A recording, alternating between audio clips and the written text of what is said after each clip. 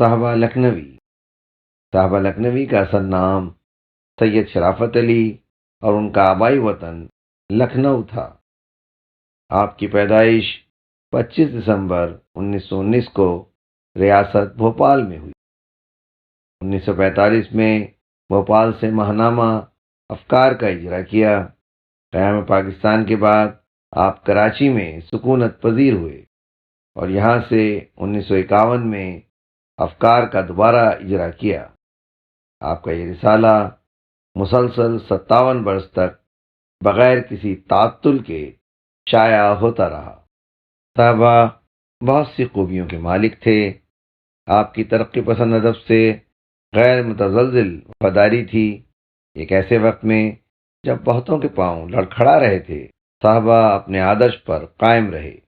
ترقی پسند تحریک سے وابستگی کے باوجود آپ کے اندر تعصب نہیں تھا کہ اپنے رسالے میں صرف ترقی پسند تحریک کو موقع دیں۔ آپ اپنے رسالے افکار میں ہر کسی کو چھاپنے کے لیے تیار رہتے تھے۔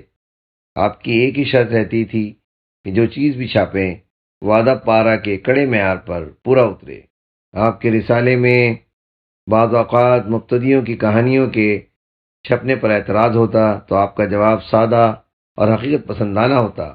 آپ فرماتے کہ ہم سب بھی تو ایک وقت میں مبتدی تھے، اگر ہمیں چھپنے کا موقع نہ ملتا تو ہم کیسے ترقی کر سکتے تھے۔ اس لیے آپ اکثر مبتدیوں کی ہمت افزائی کرتے اور انہیں موقع دیتے۔ گفتگو کو مختصر کرتے ہیں اور آج یہاں آپ کی ایک نظم روشنی کے لیے پیش خدمت ہے۔ امید ہے کہ یہ نظم آپ کو صاحبہ کے مختصر تعارف کے ساتھ پسند آئے گی۔ نظم روشنی کے لیے۔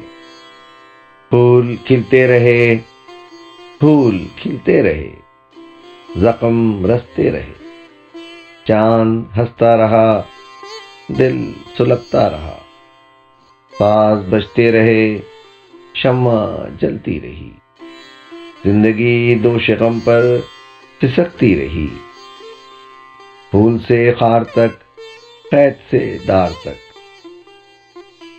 زینت رنگ و بو، آدمی کا لہو، آدمی کا لہو، شام سے صبح تک روشنی کے لیے جھلملاتے رہے، روشنی کے لیے جھلملاتے رہے، روشنی کے لیے۔